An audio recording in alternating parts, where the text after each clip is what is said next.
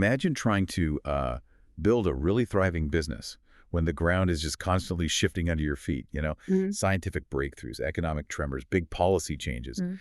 How does a company that focuses on something so specific, like cutting-edge science real estate, how do they stay stable, let alone grow? It's like playing chess in multiple dimensions, It's right? exactly. High-stakes, multidimensional chess. It really is. It's much more than just putting up buildings. It's about um, cultivating entire innovation ecosystems while trying to navigate this really dynamic global scene. And that's precisely what we're going to unpack today. Our deep dive is into Alexandria Real Estate Equities, Inc., RE, you probably know them as. Mhm.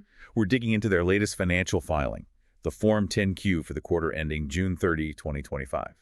And our mission really is to cut through the jargon for you. Right. We want to pull out the key insights, their financial health, strategic plays, and maybe most interestingly, those surprising external factors hitting this major player in life science real estate. And this isn't just skimming the surface. The source is a pretty detailed quarterly report filed with the SEC, the Securities and Exchange Commission. So it's packed with precise data. Yeah. We're aiming to help you understand not just what's happening, but, why it matters, giving you that fuller picture without getting bogged down. Okay, sounds good. Let's start with the core business then. Alexandria has carved out a really unique niche here. Definitely. They focus almost entirely on developing and operating these Class AA plus properties, mainly for life science. And a huge part of their strategy is this mega campus idea. Mm-hmm. So what is a mega campus? And why is it so central for them? Well, what's really interesting is they're not just like random collections of labs or offices. Right. Mega campuses are meticulously designed. They're collaborative ecosystems. Yeah. And they're strategically put in what are called AAA innovation clusters. Okay, AAA innovation clusters, so like Okay. top-tier science hubs. Exactly. Think areas right near leading universities, medical research centers, that kind of thing. The whole idea is to build this integrated community where innovation can really, take off. So it's not just buildings, it's about creating this whole environment, Mhm. fostering collaboration, helping tenants keep their best people.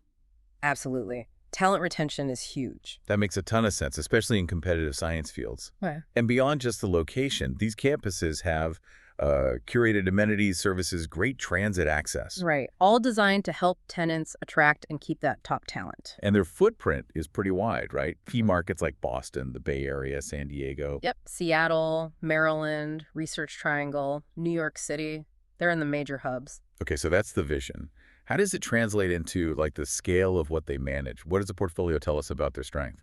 Well, the scale is pretty impressive. They're managing 384 properties. That adds up to almost 40 million square feet of operating space. Wow. It's like running a small city dedicated to science facilities, really. And the occupancy must be pretty strong for these specialized places. Yeah, it is. As of June 30th this year, 2025, they were at 90.8% occupancy, solid. And their leases have long terms. The weighted average remaining lease term is 7.4 years across everyone. And even longer for their biggest tenants. Right. It jumps to 9.4 years for their top 20 tenants. And what's really telling, kind of a forward indicator. Yeah. Even the space that's currently vacant, about 1.7% of it is already leased. It's set for future occupancy by early next year, January 2026. Oh, interesting. So they're locking in tenants even for space that isn't filled yet. That shows confidence. Exactly. Minimizes downtime, shows tenants are planning ahead with them. So who are these tenants? You mentioned the top 20. Is it a high-quality group? Very much so. The report stresses a high-quality, diverse tenant base that's crucial for stability, right? Sure, diversification helps manage risk. Yeah, and no single tenant makes up more than 5.5% of their annual rent revenue. So they're not overly reliant on any one company. But here's the really insightful part, I think. It's not just who they are, but their financial strength. 89% of the annual rent from those top 20 tenants comes from companies that are either investment grade or large cap publicly traded firms. Ah, so basically very stable, established companies, less likely to default. Precisely. It gives RE this incredible buffer against economic bumps. These companies are just less likely to suddenly need to scale back or, disappear compared to maybe smaller startups.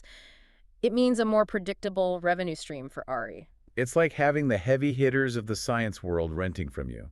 Ensures that income keeps flowing. Pretty much. And the lease structures themselves are built for stability, too. How so? Well, a huge chunk, 91%, are triple net leases. Okay, remind us what that means. Sure. It basically means the tenant pays for most of the operating expenses, things like property taxes, insurance, utilities. Ah, so those costs aren't on Alexandria's books. Right. It's a big advantage for the landlord. Plus, 97% of their leases have annual rent increases built in. Built-in escalations. Yeah. So, predictable, growing cash flow. Exactly. Year after year. Okay, that paints a picture of stability. Yeah. What about growth? What their development pipeline look like? It's significant. They've got a development and redevelopment pipeline totaling 27.5 million rentable square feet. Wow, that's a lot of future space. It is. And what's telling is where it is. 74% of that pipeline is actually located within their existing mega campus ecosystems. So they're doubling down on that core strategy, not just building anywhere, but expanding within those successful hubs. Exactly. Reinforces that core strength. And they're already seeing the benefits from recently completed projects. Oh, yeah. In the first half of 2025, new properties they brought online are adding $52 million in incremental annual net operating income, NOI. Okay, NOI is basically the profit from running the property. Right, and that's from just over 500,000 square feet. And get this, those new spaces are already 96% leased. 96% leased already. That's impressive. Shows immediate demand. Definitely. And there's more coming. Future projects expected to come online between now and the end of 2026 should add another $139 million in annual NOI. So a strong pipeline translating into real income. And speaking of confidence from tenants, they just closed a huge deal in July, their largest life science lease ever, actually. Really? Tell me about it. It's a 16-year deal, almost 467,000 square feet, an expansion build-to-suit lease with a big multinational pharma company. 16 years. That's serious long-term commitment. It really speaks volumes, doesn't it, about how much these top-tier tenants value these specialized spaces and RE as their landlord. Okay, so unique model, strong portfolio, solid growth pipeline. Let's pivot to the financials now. How's the overall health looking based on this latest 10Q? All right, digging into the numbers. For the second quarter ending June 30th, total revenues came in at $762 million. Okay, how does that compare? It's actually a slight dip, 0.6% lower than the same quarter last year. But, and this is important, that includes the impact of selling off some assets. Ah, dispositions. So if you take those out. If you exclude the dispositions, their total revenues would have actually increased by 5.1%. So the core operations grew. Okay, that context is key. What about profit? Well, they did report a net loss attributable to common stockholders for the quarter. It was about $109.6 million. A loss, okay. And cash flow. Looking at cash flow from operations for the first 6 months of 2025, it was $668.2 million. How did that stack up? That was a decrease from the prior year. But again, there's a specific reason. They made a big ground lease prepayment back in January, $135 million.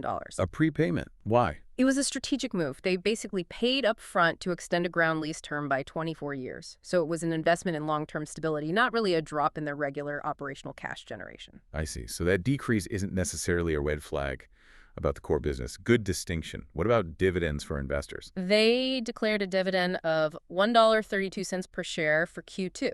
That brings the total over the last 12 months to $5.26 per share. Is that an increase? Yep, a 3.5% increase. And the dividend yield is pretty attractive right now, 7.3%. Their payout ratio is solid, too, at 57%. Meaning they're comfortably covering that dividend from their funds from operations? It seems sustainable. Okay. What about their balance sheet? Debt, liquidity. This is actually a real strong point for them. As of June 30th, they had significant liquidity, $4.6 billion. That gives them a lot of flexibility. $4.6 billion. Okay, Yeah. That's substantial. And debt. Their debt management looks quite conservative. 90.6% of their debt is fixed rate. Huge advantage in a volatile rate environment. Shields them from rising interest costs. Absolutely. And their weighted average remaining debt term is 12.0 years. The report notes this is the longest among all S&P 500 REITs. 12 years. That's incredible long-term stability on their debt costs. It really is. And the maturities are well-laddered. Only 9% of their debt comes due between now and the end of 2027, so no big repayment crunch looming. Avoids that repayment cliff risk, Yep. and their credit ratings reflect this strength. Yeah, they have strong investment grade ratings. BBB plus from S&P and Bow1 from Moody's. That puts them in the top 10% of U.S. publicly traded REITs. A clear signal of financial discipline. Definitely. Looking ahead for 2025, their guidance includes about $1.75 billion in construction spending, Okay. and also significant dispositions selling properties or partial interest planned at $1.95 billion. About 20–30% of that is expected to be land sales. So actively managing the portfolio, funding growth partly through sales. Makes sense. Anything else on the financial side? Maybe their venture investments. Yeah, just briefly, they do have strategic investments in other life science companies, both public and private. They reported investment losses of about $80.6 million for the first half of 2025. Okay, what drove those losses? It was a mix, really. Some realized gains from selling investments, but those were outweighed by unrealized losses, meaning the value of investments they still hold went down, and some impairments. It just reflects the volatile nature of venture capital in this sector. Right. High risk, high reward potential there. Mm-hmm. Okay, so impressive core business, pretty robust financials overall. But like we said at the start, no company exists in a bubble. Mm-hmm. Let's talk about the headwinds. What challenges, what policy shifts is Alexandria facing in this multi-dimensional chess game? Well, for one, competition is definitely heating up in the lab space market. How so? More supply. Exactly. You've got two things happening. One is underused office buildings getting converted into lab facilities. Ah, the office-to-lab conversion trend. Right. And the other is just new speculative development specifically for life science being built. So more supply is coming online. And what does that do? Puts pressure on rents and occupancy? It certainly can. It increases competitive pressure, which can limit a landlord's pricing power. You start seeing things like higher tenant improvement allowances. Meaning the landlord pays more to customize the space for the tenant. Correct. And more free rent concessions being offered to attract or keep tenants. And the report shows this is happening. Yeah, the numbers for Q2 2025 show increases in both TI allowances. They averaged about $80 per square foot and free rent compared to previous years. It's a clear sign landlords are having to, sweeten the pot a bit more. Okay, so increased competition. Uh-huh. What about the broader economy? Interest rates. Yeah, the macroeconomic environment is still a factor. Even though the Fed did cut rates a bit in 2024, interest rates are still relatively elevated compared to a few years ago. And that impacts real estate how? It hits valuations and market liquidity. Higher rates make it harder or more expensive for potential buyers to get debt or equity financing. Right. So that tends to push down property values and increase capitalization rates. Cap rates. Basically, the expected rate of return on a property. Higher cap rates mean lower prices, generally. Exactly. It makes it tougher for companies like RE to sell assets at the prices they might want, or maybe harder to raise new capital as attractively. And did this actually lead to RE writing down property values? Yeah, Impairments. it did. The report mentions they recognized $161.8 million in real estate impairments in the first half of 2025. So they had to acknowledge that certain properties were worth less on paper now. Correct. They give specific examples, like an office property in Carlsbad, California, that had a $35.4 million impairment, and a couple of properties in Sorrento Mesa, San Diego, with an $18.1 million hit. It reflects those current market conditions. There's market pressures, interest rates. What about government policy and maybe geopolitical stuff?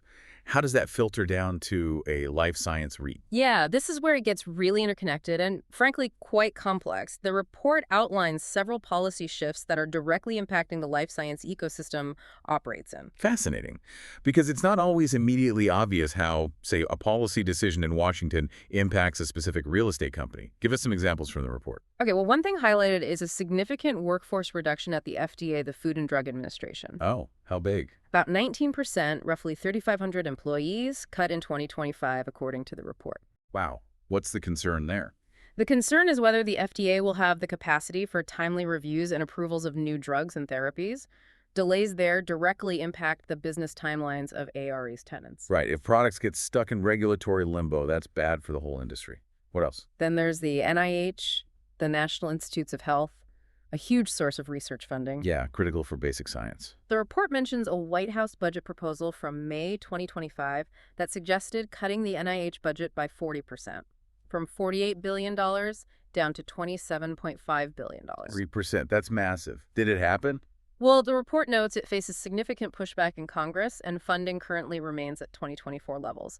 But just the proposal itself creates uncertainty for research institutions, areas, potential tenants. A chilling effect, yeah. And there's more nuance, too. Executive orders related to diversity, equity, and inclusion grants and anti-Semitism have apparently led to some NIH funding being withheld from certain institutions. Yeah. And remember that NIH policy change trying to cap indirect cost reimbursements for universities at 15%. Right, that caused a stir. Sure. Universities rely on those indirect costs to cover facility expenses. Exactly. A federal court blocked that policy with an injunction back in April 2025, but the report says the administration plans to appeal.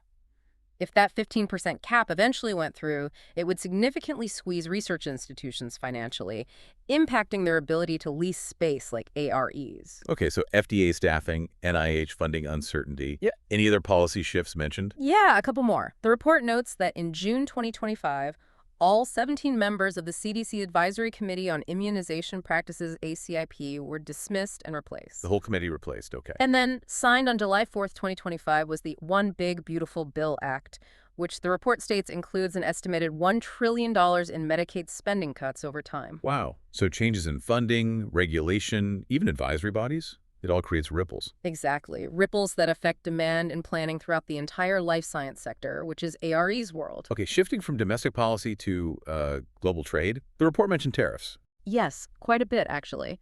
It details a real trend of increasing trade protectionism, particularly in early 2025.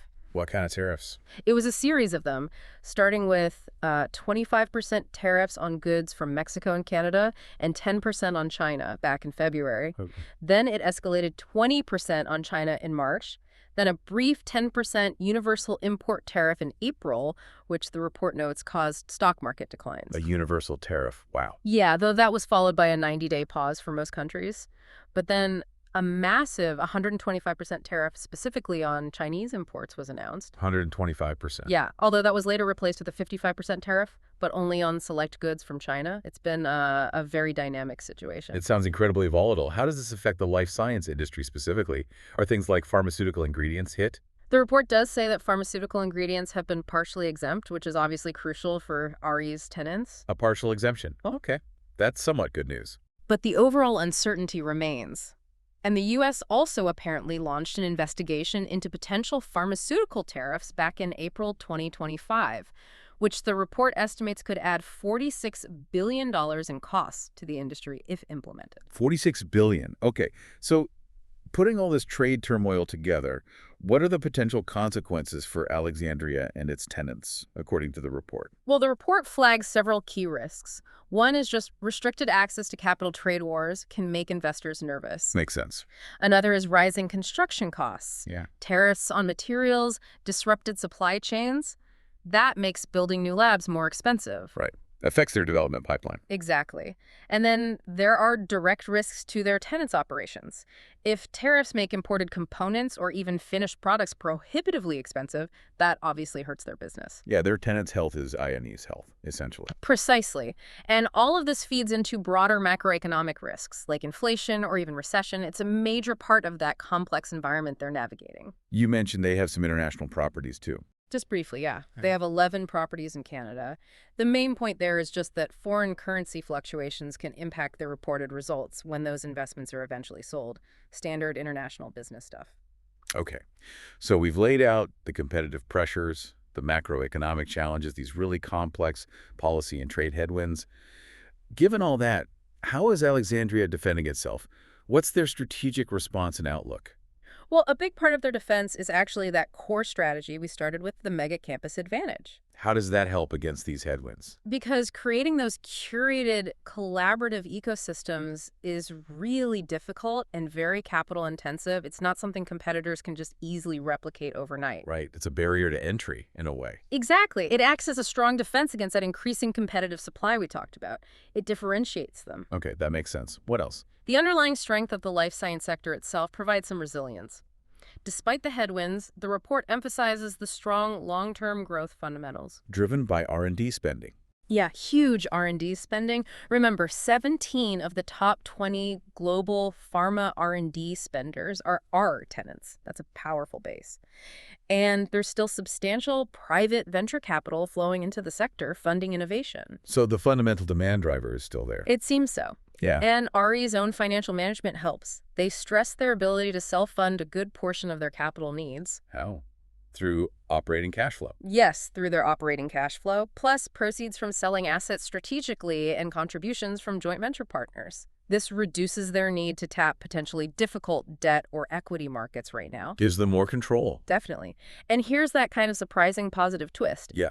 The improving office market is actually helping them indirectly. How does the office market help a life science REIT? Because the increased demand for premium office space, especially driven by, AI companies needing headquarters. Oh, okay. That demand is soaking up some of the building supply that might have otherwise been considered for conversion into lab space. Interesting. So less potential competition coming from converted offices. Potentially, yeah. It could ease some of that supply pressure on the lab sector specifically. A bit of a silver lining. Okay. And internally, are they doing anything? Cost controls. Oh, yeah, big time. The report highlights significant cost control and efficiency initiatives. They're actually projecting a $49 million reduction in their general and administrative expenses for 2025. $49 million. How are they achieving that? It's about a 29% cut, stemming from things like headcount reductions, changes to compensation plans, and generally streamlining their processes. Shows real operational discipline. Okay, so tightening the belt internally while relying on their core strategy and the sector's strength.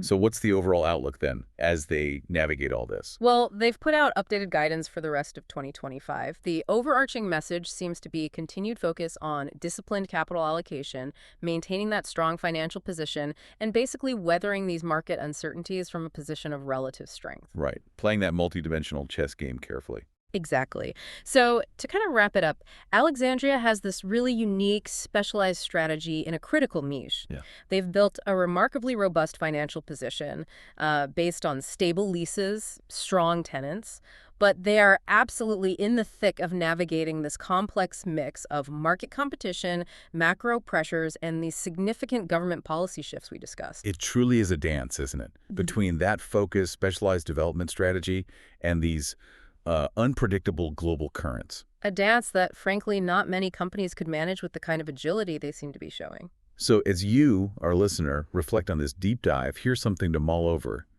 How will this delicate balance between building highly specialized infrastructure like these mega campuses and these rapid, often unpredictable shifts in global economics, policy, and science funding, how will that balance shape the whole landscape of innovation in the decades ahead? Yeah, what could be the lasting impact of the pressures we're seeing right now on where groundbreaking R&D actually happens globally? Think about how companies like RE have to adapt their strategies constantly in the face of successes that are dynamic, often unforeseen. It's not just about survival, right? It's about finding ways to keep thriving and ultimately continue enabling the very future of science.